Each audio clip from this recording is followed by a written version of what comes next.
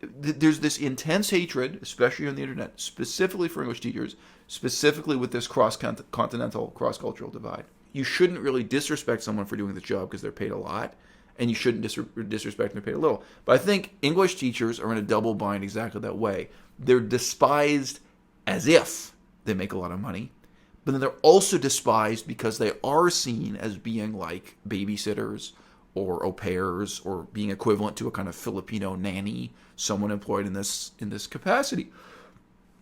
They're treated as the lowest level of low-paid, disposable, hired help. So that's one aspect. And the only other aspect I want to deal with here is cultural imperialism. There's this underlying resentment of the cultural imperialism that uniquely separates and yet tethers together white Western civilization with Asian civilization. There's this feeling of resentment that white Western culture, white Western imperialism, creates the standards not just for beauty, but for everything, for all things, from the utensils they eat with to the inch, the hour, the days on the calendar. All the standards and practices that define modernity and society. The watt. Light bulbs are in watts. Who was Mr. Watt? Where there's this resentment of the authority that's uniquely tied to the role of the English teacher. And there's this irreconcilable political struggle of East versus West. And of course, the irony is that's the main thing motivating people to learn English. But tied to that motivation, there's this resentment that's not always conscious, they're not always aware of. There's this resentment that when I go to the gym, it's a white man on the wall as the symbol of male virility, and it's white women as the symbol of beauty.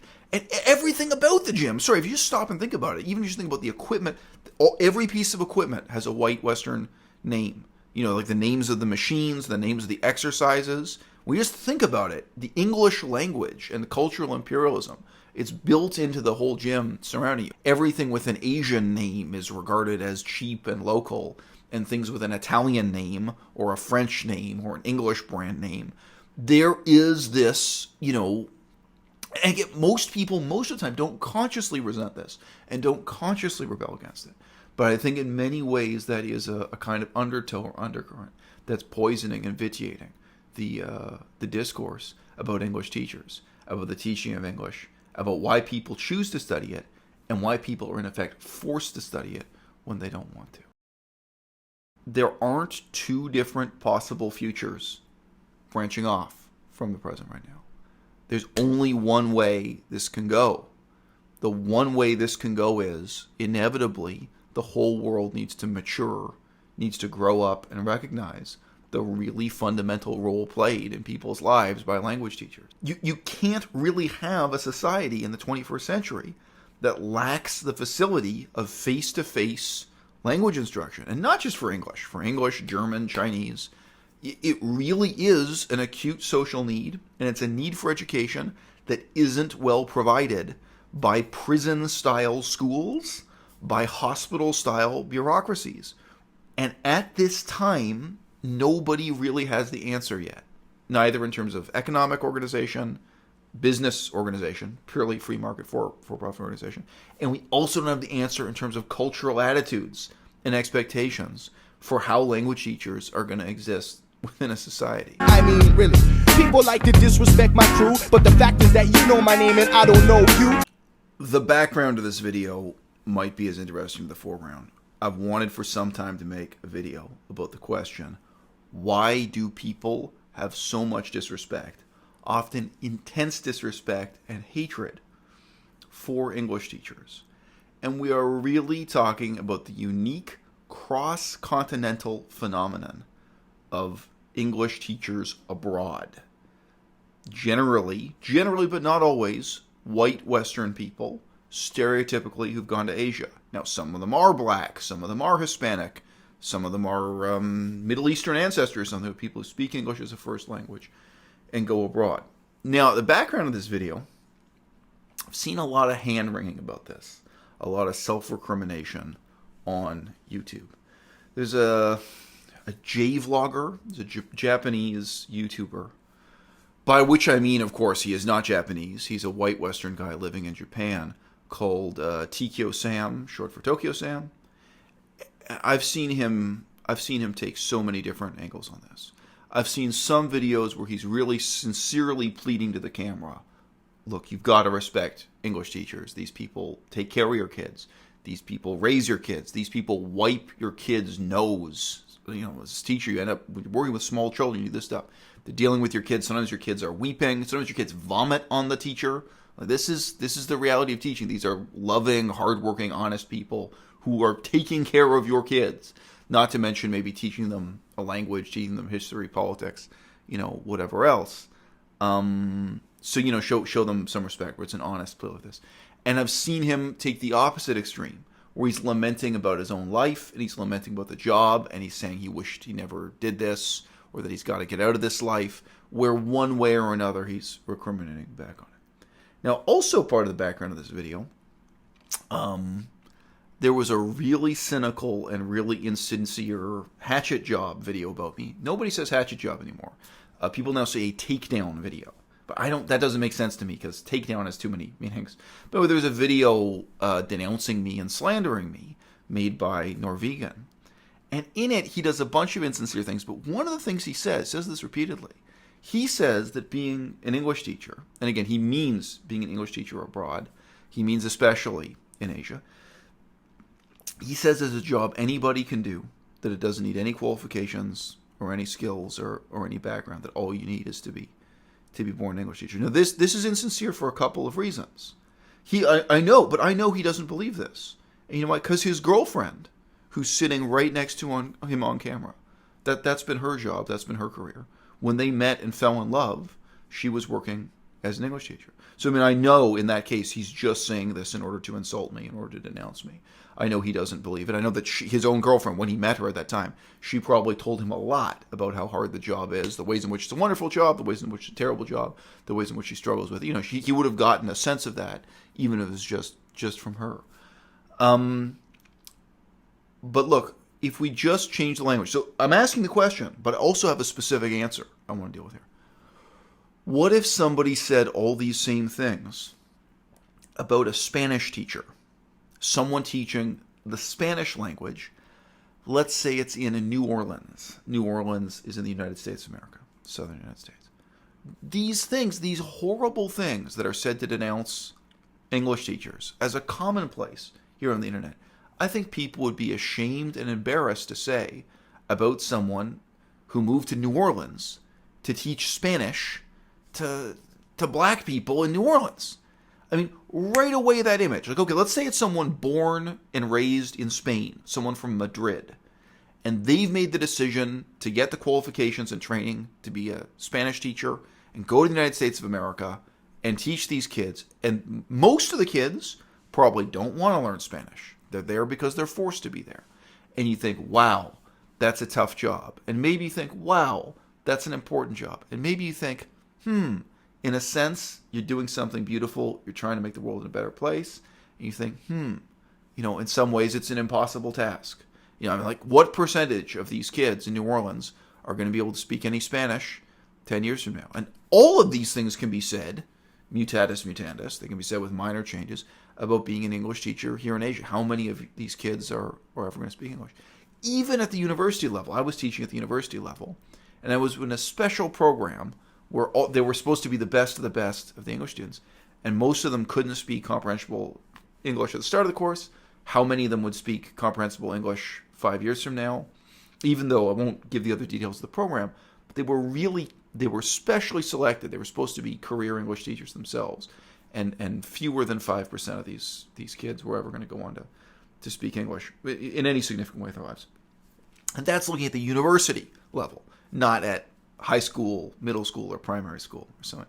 So in some ways, it's an impossible task. It's a daunting task. It's an important task. And there's so much that's obviously rich and rewarding and meaningful about it. Really briefly, teaching English is not just teaching vocabulary. When we taught English in Yunnan, it's a hot climate. They grow mangoes. They grow coffee. It's tropical. There are palm trees in the streets everywhere. And I started asking the kids. I had a series of lessons with this, dealing with life in Arctic Canada. Hey, How do you think people build a house when they live in a place where there's nothing but snow? How do you think people make a boat in a culture where there is no wood? There are no trees. There's no grass. They have no cows because cows eat grass. Let's talk about this. And we taught them all kinds of stuff about the history of Canada. We taught them about the first exploration of Hudson Bay, British colonial contact with indigenous peoples and this stuff. And we did it to teach them English. And we also did it because it makes the whole experience more meaningful for us as teachers, not to mention more meaningful for them as students. And the result was really rewarding and really intellectually stimulating for everyone, even though how many of those kids are ever gonna care about English? Maybe some of them will later look back and think, "Whoa, I once had those two teachers, one from Canada, one from the United States. I had those two foreign. They really cared. They really made it. Gee, looking back years later, that was kind of weird." But that's about it. I mean, I don't think at that school, I don't know if even one of the kids really wanted to learn English or really cared. Maybe a couple. Now that I'm thinking, maybe 2 or 3 kids out of 200 will really use the education you've given them. But hey, again, there's this intense hatred, especially on the internet, specifically for English teachers, specifically with this cross-continental, cross-cultural divide. But if we said this about music teachers, the same kind of criticism would be absurd. If you teach piano to children, what percentage of the kids are ever really going to play piano? What percentage of them are going to care about it? What percentage are they going to value it? What percentage of the kids like the music you're teaching them? You're probably forcing them to play music they despise. They listen to hip-hop, and you're trying to force them to learn classical. It's a tough situation. And I don't believe in music the same way I believe in, history and politics and language as having real value for everyone's life. I just don't think the technical aspects of playing a guitar or playing the piano or something, I don't think it's something that rewarding or that meaningful in many people's lives. But if you're a music teacher, you got to be motivated. You got to get up and do it again and again. So look, I'm not just here to ask these questions as if they can't be answered. I think there are answers. I think there are really specific answers. One answer is the misperception that teachers make a lot of money, right? So there's a real simple issue here of perception versus reality. And in different cultures, that's worth questioning what it is. But here in Taiwan, that's come up again and again, that students, parents, Taiwanese, your coworkers, everyone seems to assume that a white Westerner is making a ton of money doing this. Now, in some ways, that's just kind of dodging the issue. If you were being paid a ton of money, that still wouldn't change the kind of ethical analysis of the situation. Oh, wow. Same with the Spanish teacher. Okay, so if someone is paid to go from Madrid to New Orleans, and let's just say they're teaching predominantly poor, black, inner-city kids in New Orleans who don't really want to learn Spanish, who don't respect the educational opportunity that much, and you say, oh, but this teacher's paid $80,000 a year. Let's say a huge amount. Still respect them. You wouldn't then hate them. Oh, you're just here for the money. You know what I mean? It wouldn't change it for me. It'd be like, well, okay, gee, you're getting a really handsome wage doing this, but good for you, Now, of course, in reality, they're not. I mean, in the United States of America, teachers are really underpaid. Guess what? 2019, with very, very few exceptions, English teachers are not well paid. I could list off the exceptions. You work on an oil rig, you work for an energy extraction company, getting danger pay, but direct corporate work for big corporations. I saw an advertisement to go and teach English in Libya for an oil rig, oil drilling company. Okay, you must be willing to cope with living in those harsh conditions. I knew a guy who taught English at mine sites for a gold mining corporation, and he had to go out to work on a helicopter. So they'd send him out in a helicopter. He'd stay at the mine site for like 2 weeks, and then he'd come back to the nearest city, and he'd get drunk and sleep around and stuff. It's my opinion. Whatever, but it kind of encouraged this sense of intense self-indulgence when he did come back to civilization from the mine site. I've known some cases. There are a few exceptions, but for the most part, no. Like the whole education sector, the wages normally are embarrassingly low. I was talking to someone today. We've had a series of job interviews lately, but I was just asking the question. I think she was a bit embarrassed when I asked. I said, "Look, if I did this job for 10 years or 20 years, what's going to happen to me when I'm 60 years old? I'm 40, so it is for 20 years. Where Do you actually? I asked her. Remember, I said, "Do you think I'll actually save up money for retirement?" It was 20. It's a question. We're talking about these really, really low-paid things, and then again, anyway, look. Either way, you shouldn't really disrespect someone for doing the job because they're paid a lot, and you shouldn't disrespect them if they're paid a little. But I think English teachers are in a double bind exactly that way. They're despised as if they make a lot of money, but then they're also despised because they are seen as being like babysitters or au pairs or being equivalent to a kind of Filipino nanny, someone employed in this capacity. They're treated as the lowest level of low-paid, disposable, hired help, which, of course, is to some extent because they don't unionize or they've failed to unionize. They don't have collective bargaining. Anyway, it's due to a failure to take over the leadership, take over the means of production. It's due to a failure of vision and discipline on the part of teachers themselves in part, and of course it is in part due to the cupidity of the employers. Yes, cupidity is a word. Here we go. Let's get out dictionary app. Cupidity. We're going back to the 17th century here. Cupidity, noun, greed for money or possessions. Latin root cupiditas. Yes, my girlfriend is. There you go. You learned a new word today. I don't know if that's the only new word you learned today. All right. So that's one aspect. And the only other aspect I want to deal with here is cultural imperialism. I think for the best and the worst people involved in this, there's this underlying resentment of the cultural imperialism that uniquely separates and yet tethers together white Western civilization with Asian civilization. And I think we could say the same thing with any of the cross-continental divides in English teaching.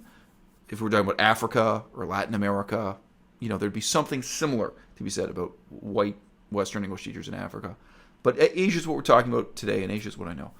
When I go in the subways here currently, so this is Taiwan, in the subway system, I hate this. They have sexy advertisements that are set up by the subway company themselves. It's the subway system, and they're advertising safety and hold the handrail, and they have sexy drawings of women like, oh, hold the handrail in revealing skin-tight clothes. Okay? And the women are white. Almost all of them. Not always. Almost. They have blonde hair. They have big boobs. Their build, their ethnic features. Some of them have blue eyes and blonde hair and stuff. They're obviously a white Western standard of beauty, right? When I went to the gym here, I think I never mentioned this on YouTube. I've been to various gyms here many times. There was one gym I went where I took a funny picture of myself with a picture of Arnold Schwarzenegger. And I told you, I took other pictures. All the images of beauty on the wall, all of them were white. And they were heavily photoshopped. They were like, the faces were so photoshopped that they kind of barely look human, some of them. But, so this is Asia, and this is a gym, the particular gym, 100% of the customers are Chinese. It's just not that kind of neighborhood. And the walls are plastered with, in this particular gym, there was a huge billboard in front. Images of white female beauty, the white body, the white face, the white hair. The white world, there's this feeling of resentment that white Western culture, white Western imperialism, creates the standards, not just for beauty, but for everything, for all things, from the utensils they eat with to the inch, the hour, the days on the calendar, that the rest of the world, Asia and Africa, have been forced to measure up to a standard, both literally and figuratively. I mean, when I say measure up to literally, I mean literally the ruler you're using, the meter, the metric system, all the standards and practices that define modernity and society. The watt. Light bulbs are in watts. Who was Mr. Watt? He wasn't Chinese.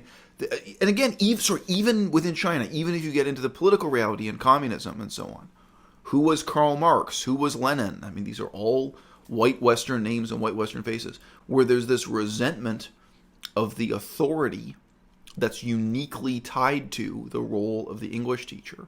And there's this irreconcilable political struggle of East versus West. And of course, the irony is that's the main thing motivating people to learn English. But tied to that motivation, there's this resentment that's not always conscious, they're not always aware of.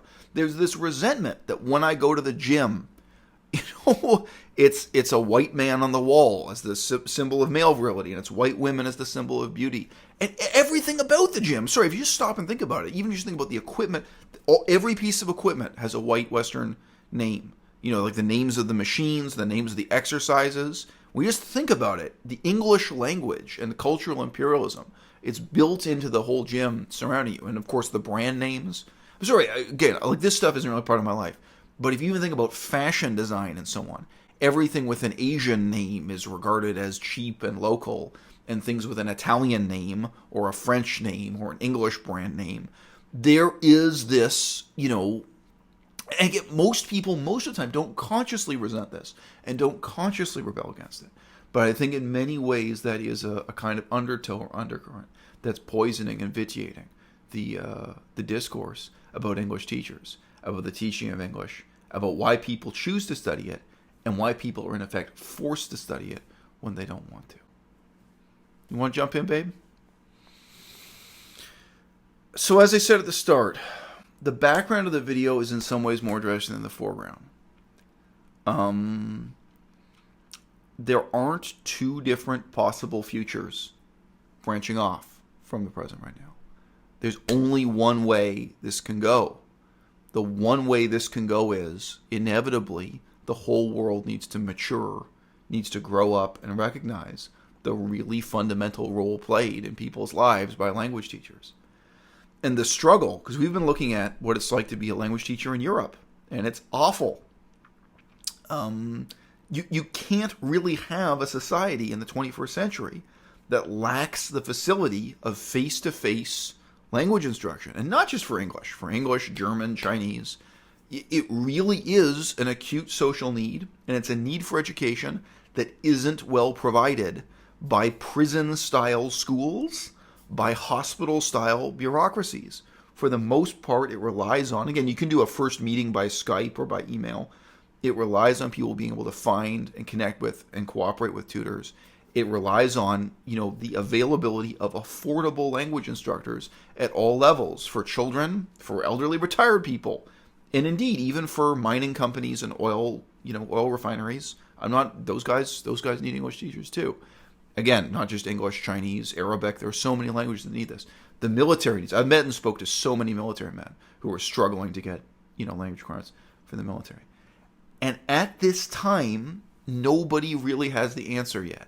Neither in terms of economic organization, business organization, purely free market for-profit organization. And we also don't have the answer in terms of cultural attitudes and expectations for how language teachers are going to exist within a society. And so I think this kind of disrespect and recrimination, it's a sign of a contradiction that's unresolved in our attitudes, in our economy, in government policy, in the organization of education. And, it's a sign of a cultural attitude in the future that's yet to emerge. I mean, really, people like to disrespect my crew, but the fact is that you know my name and I don't know you.